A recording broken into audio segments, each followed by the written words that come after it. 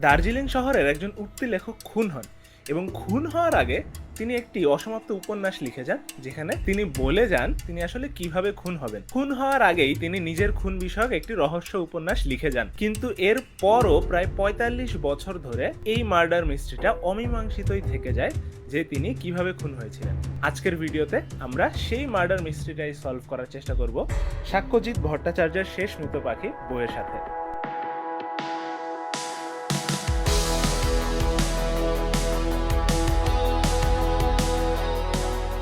Hello everyone, কি অবস্থা সবার? আমি শাফিন আহমেদ অ্যান্ড ২০২৫ বইমেলার পর থেকে শুরু করে প্রায় ১ বছরেরও বেশি সময় ধরে আমি যে বইটা পড়ে শেষ করেছি সেটার নাম হচ্ছে শেষ মৃত পাখি। লেখক হচ্ছেন সাক্ষ্যজিৎ ভট্টাচার্য অ্যান্ড আজকে আমরা এই বইটা নিয়ে কথা বলবো। অ্যান্ড ২০২৫ সালে একটা ভিডিও বানিয়ে উধাও হয়ে যাওয়ার পর আবারও সময় এসেছে ২০২৬-এ আরেকটা ভিডিও বানিয়ে আবার উধাও হয়ে যাওয়ার।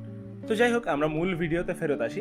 ২০১৯ সাল পর্যন্ত আমার বই পড়ার যে হ্যাবিটটা ছিল সেটা পুরোপুরিভাবে নষ্ট হয়ে যায় কোভিডের টাইমে। কিন্তু কোভিড এসেছিল আজ থেকে প্রায় ৬ বছর আগে, আর আউটব্রেক সহ হিসাব করলে বলতে গেলে প্রায় ৭ বছর আগে কোভিড এসেছিল।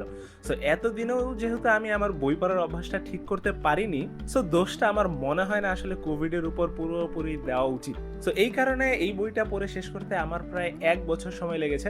৪০০ পৃষ্ঠার একটা বই শেষ করতে আমার ১ বছর সময় লেগে গেছে, বাট ফাইনালি আমি শেষ করতে পেরেছি। আর আমার কাছে মনে হয়েছে যে এই বইটা সম্পর্কে আসলে আরো বেশি কথা হওয়া দরকার, আরো বেশি আলোচনা হওয়া দরকার, এন্ড আরো বেশি মানুষের কাছে প্রচার হওয়া দরকার। এন্ড যখন আমি মনে মনে এই ভিডিওর পয়েন্টগুলো সাজাচ্ছিলাম যে এই ভিডিওতে আসলে কি বলা যায়, বেশিরভাগ ক্ষেত্রেই দেখলাম যে আসলে একরকমের একটা কম্প্যারিজন চলে আসছে। বর্তমান কালের যারা লেখক, বিশেষ করে থ্রিলার লেখক যারা, তাদের লেখার সাথে সাক্ষ্যজিৎ ভট্টাচার্যের লেখার একটা কম্প্যারিজন আমি না চাইলেও চলে আসছে। সো ভিডিওতে বেশ কিছু জায়গাতেই এমন থাকবে যে আমি অন্য লেখকদের সাথে এই লেখকের বা পুরো একটা জনরার সাথে এই জনরার আমি তুলনা করছি। সেই জিনিসগুলো কারো যদি ভালো না লেগে থাকে তাহলে অনুরোধ থাকবে ক্ষমা সুন্দর দৃষ্টিতে দেখার জন্য।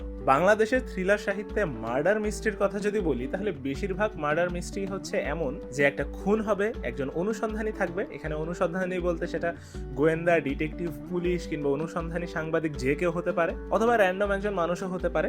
সেরকম অনুসন্ধানী একজন লোক থাকবে অ্যান্ড সে এই মার্ডারের পেছনের রহস্য উদ্ঘাটনের জন্য একদম উঠে পড়ে লেগে যাবে।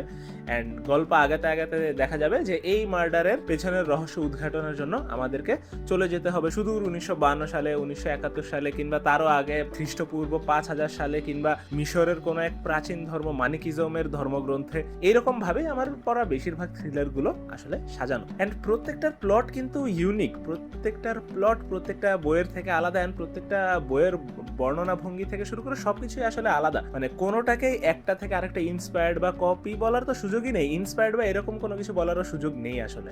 মার্ডার মিস্ট্রির কথা বলছি আমি। বাট এই বইগুলোকে কোনো না কোনোভাবে এইরকম একটা ফ্রেমের মধ্যে আসলে ফেলে দেওয়া যায়ই যায়। এন্ড আমি যতবার এই কথা বলার চেষ্টা করেছি ততবারই এই জিনিসটা উঠে এসেছে যে মার্ডার মিস্ট্রিতে তাহলে আর নতুন কি হবে, আর নতুন কি করার মতো আছে? এই ফরম্যাটেই যদি না থাকে তাহলে আর নতুন কিছু করার কি আছে? এন্ড এই নতুন কিছু করার কি আছে, এই প্রশ্নটার উত্তর এতদিন পর্যন্ত আমার কাছে ছিল না, যতদিন না আমি পড়েছি এই শেষ মৃত পাখি বইটা।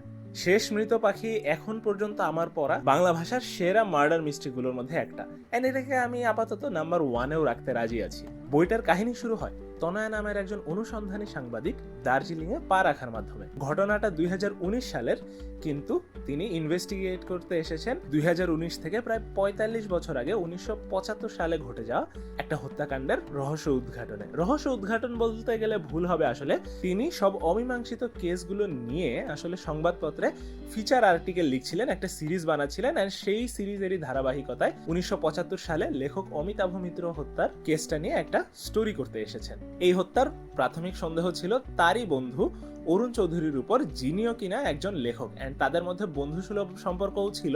এন্ড একটা টাইমে একটা পেশাদার প্রতিহিংসাও তাদের মধ্যে তৈরি হয়েছিল। কিন্তু অরুণ চৌধুরীর অ্যালিবাই যথেষ্ট স্ট্রং থাকার কারণে তার বিরুদ্ধে পুলিশ কোনো অভিযোগ আনতে পারে না এবং তাকে বেকসুর খালাস দেওয়া হয়, এবং অমিতাভ মিত্র হত্যারও আসলে কোনো কুল কিনারা করা সম্ভব হয় না। কিন্তু রহস্য আসলে এই জায়গায় শেষ হয়ে যায় না। অরুণ চৌধুরীর অ্যালিবাই যথেষ্ট স্ট্রং থাকা সত্ত্বেও তার বাগানে অমিতাভর রক্ত এবং বেশ কিছু পায়ের ছাপ পাওয়া যায়, সেই সাথে প্রতিবেশীর সাক্ষ্যও পাওয়া যায়। কিন্তু পোস্টমর্টেম রিপোর্ট অনুযায়ী আবার অমিতাভকে যখন হত্যা করা হয় তখন অরুণ চৌধুরী থানাতেই ছিলেন, পুলিশের সাথেই। আবার অমিতাভকে যেভাবে হত্যা করা হয়েছে ঠিক এক্স্যাক্ট একই ধরনের ঘটনা প্রবাহ নিয়ে অমিতাভ নিজেই একটা অসমাপ্ত উপন্যাস লিখে গেছে। অমিতাভ কিভাবে এই জিনিস প্রেডিক্ট করলেন এন্ড সেই উপন্যাসের সাথে আসলে বাস্তবে তার হত্যাকাণ্ডের আসলে ঠিক কতখানি মিল, এই জিনিসটাও আসলে দেখার বিষয়। এন্ড এত দিকে এত প্যাচ খাওয়া একটা কেস নিয়ে তনয়া ইনভেস্টিগেটিভ জার্নালিজম শুরু করেন এন্ড এটাই হচ্ছে বইয়ের মেইন প্লট।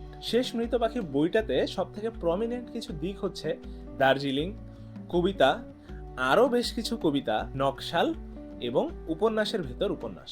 বেশিরভাগ ক্ষেত্রেই কোনো উপন্যাসে যখন এই ধরনের এলিমেন্টগুলো যোগ করা হয় তখন দেখা যায় যে কোনো সেকশন বা কোনো একটা অধ্যায় বাকি অধ্যায়ের থেকে একটু বেশি বোরিং হয়ে গেছে। যেমন এই বইতে 70-এর দশকের নকশাল আন্দোলন নিয়ে খুব ক্লিয়ার একটা পিকচার পাঠকদেরকে দেখানোর চেষ্টা করা হয়েছে। এই ধরনের অ্যাটেম্পটে বেশিরভাগ ক্ষেত্রেই দেখা যায় যে বইয়ে এরকম একটা সেপারেট চ্যাপ্টারই থাকে যেখানে দুজন ক্যারেক্টার একজন আরেকজনের সাথে কথা শুরু করে এন্ড কথা শুরু করার পর ঘটনার প্রসঙ্গে নকশালের প্রসঙ্গ এসে যায় এন্ড তারপর একজন ক্যারেক্টার সে হচ্ছে বিস্তর নকশালের ইতিহাস বলা শুরু করে। বেসিক্যালি লেখক যা পড়েছেন নকশাল সম্পর্কে, লেখকের যা নলেজ আছে সবকিছু ওই এক ক্যারেক্টারের ডায়লগের মাধ্যমে পুরো এক চ্যাপ্টার জুড়ে ডেলিভারি করার চেষ্টা করা হয়। এই অ্যাটেম্পটটা হচ্ছে টিপিক্যাল যে থ্রিলারগুলো আমি এর আগে পড়েছি সেই বইগুলোতে এই ধরনের অ্যাটেম্পট ফলো করা হতো, কিন্তু শেষ মৃত পাখিতে সাক্ষ্যজিৎ ভট্টাচার্য এত সুন্দরভাবে নকশাল সম্পর্কে আমাদেরকে জানিয়েছেন যে কোথাও কোনো বর্ণনায় আমার কাছে ওভারডোজ মনে হয়নি। কোথাও এমন হয়নি যে লেখক এক নাগারে কোনো একটা বিষয়ে অনর্গল বর্ণনা দিয়েই যাচ্ছেন, এমন হয়নি। পুরো বই জুড়ে শুরু থেকে শেষ পর্যন্ত আস্তে আস্তে একটু করে ছোট পিস জোড়া দেওয়ার মাধ্যমে একটা বড় পিকচার আমাদের সামনে তুলে ধরার চেষ্টা করা হয়েছে। সেম গোজ ফর কবিতার রেফারেন্সগুলো প্রত্যেক অধ্যায়ের সামনেই ছোট কিছু কবিতার অংশ রেফারেন্স হিসেবে যুক্ত করে দেওয়া হয়েছে এন্ড এই কবিতাংশগুলো আসলে ওই চ্যাপ্টারের ঘটনার প্রবাহের সাথে এত সুন্দরভাবে মিলে যায় যে আপনি একদম বইটা শেষ পর্যন্ত পড়ার পরে এরপর আপনি যদি আবার একটু রিড দেন তখন আপনি পুরো জিনিসগুলো একদম ঠিকঠাক মতো খাপে মিলে যাবে। আপনি ঠিকঠাক মতো ধরতে পারবেন যে এই কবিতাটা এই অধ্যায়ে কেন লেখা হয়েছে। বইটার শুরু থেকে শেষ পর্যন্ত সবগুলো ঘটনা প্রবাহ আসলে দার্জিলিংকে ঘিরেই হয়। তো দার্জিলিং সম্পর্কে আমরা একটা ছবি দেখার সুযোগ পাই এখানে, কিন্তু কাকাবাবু পরে আমার যেরকম পুরো দার্জিলিং ঘোরাই হয়ে গিয়েছিল অলমোস্ট, সেই জিনিসটা আসলে এখানে পাওয়া যায় না এন্ড সেই জিনিসটা আসলে দরকারও ছিল না। সাক্ষ্যজিৎ ভট্টাচার্যের লেখনী নিয়ে আসলে আলাদা করে বলার কিছু নেই, লেখা খুবই সহজ পাঠ্য এন্ড কোথাওই মনে হয়নি যে বর্ণনার একদম ওভারডোজ হয়ে যাচ্ছে, আবার কোথাও ইম্যাচুর কোনো বর্ণনাও মনে হয়নি। সবকিছু একদম পারফেক্টলি ব্যালেন্স ছিল আমার জন্য, আমি খুব সহজেই পড়ে যেতে পারছিলাম। কিন্তু ওই যে একটা কথা বললাম, আমাদের শুরু থেকে শেষ পর্যন্ত আমাদের এই জিনিসটা অমিতাভ হত্যা রহস্য উদ্ঘাটনের একটা জার্নি। আমরা শুরু থেকে শেষ পর্যন্ত বেশ ছোট বেশ কিছু পাজল মেলানোর মাধ্যমে, বেশ কিছু ছবি মেলানোর মাধ্যমে আমরা আসলে বড় ছবিটা পাওয়ার চেষ্টা করছি। এই কারণে 8-10টা টিপিক্যাল থ্রিলার যেমন হয়, হঠাৎ কোনো একটা এক্সাইটিং ঘটনা হয়ে যায় এন্ড সেই ঘটনার পরিপ্রেক্ষিতে 10-12 পাতাতে এমনিতে পড়ে ফেলা যায়, সেই ধরনের এক্সাইটিং ঘটনা প্রবাহ এই বইতে একটু পরিমাণে কম। বাট আমার ক্ষেত্রে সেই জিনিসটা আসলে প্রবলেমেটিক মনে হয়নি। অনেকের কাছে এই জিনিসটা একটু হলেও বোরিং মনে হতে পারে। আর অমিতাভ মিত্রর যে উপন্যাসটার কথা আমরা বললাম যে তিনি মৃত্যুর আগে একটা অসমাপ্ত উপন্যাস লিখে গেছেন এন্ড তিনি যেভাবে খুন হয়েছিলেন সেই রহস্যের সমাধান আসলে লুকিয়ে আছে তারই লেখা সেই উপন্যাসটার মধ্যে। এন্ড অমিতাভ মিত্রর সেই উপন্যাসটাও আমরা আসলে এই বইয়ের মধ্যেই পড়তে থাকি। সো আমাদের বেসিক্যালি বলতে গেলে এখানে উপন্যাসের ভিতরে আরো একটা উপন্যাস চলতে থাকে এন্ড সেই উপন্যাসেও বেশ কিছু ক্লু দেওয়া থাকে। ক্লুগুলো মাথার মধ্যে জোড়া লাগিয়ে আমরা একটা সমাধানে পৌঁছানোর চেষ্টা করি। সো বেসিক্যালি আমরা যেটা করছি, শেষ মৃত পাখি বইয়ের ভিতরে একটা ক্যারেক্টার হচ্ছে অমিতাভ মিত্র। অমিতাভ মিত্রের একটা উপন্যাস আছে যেটার সাথে তার খুনের সম্পর্ক আছে। সেই উপন্যাসটা পড়ে আমরা ওই উপন্যাসের কালপ্রিটকে বের করার চেষ্টা করি। আবার সেই কালপ্রিটটা আসলে কেমন ছিল তার উপর বেস করে অমিতাভ মিত্রকে আসলে কে হত্যা করেছে সেই জিনিসটা আমরা বের করার চেষ্টা করি। এন্ড এই জিনিস করতে করতে পাঠক যখন একটা কনক্লুশনে পৌঁছেই যায় যে এটা তো একদমই অবভিয়াস, সেই জায়গা থেকে লেখক এমন একটা রিভিলেশনস নিয়ে আসেন যেটা just out of the world. And এই কারণেই শেষ পর্যন্ত পড়তে আপনি আসলে মুগ্ধ হতে বাধ্য হবেন যে এটা আসলে আমি কি পড়লাম এন্ড একটা মার্ডার মিস্ট্রি এইভাবেও বানানো যায়, এমন একটা মার্ডার মিস্ট্রিও লেখা যায়। আমি কাহিনী বিষয়ে আর তেমন কিছুই বলবো না। বইটার একদম শুরু থেকে শেষ পর্যন্ত সবকিছু আমার কাছে একদম পারফেক্ট 10 on 10 লেগেছে।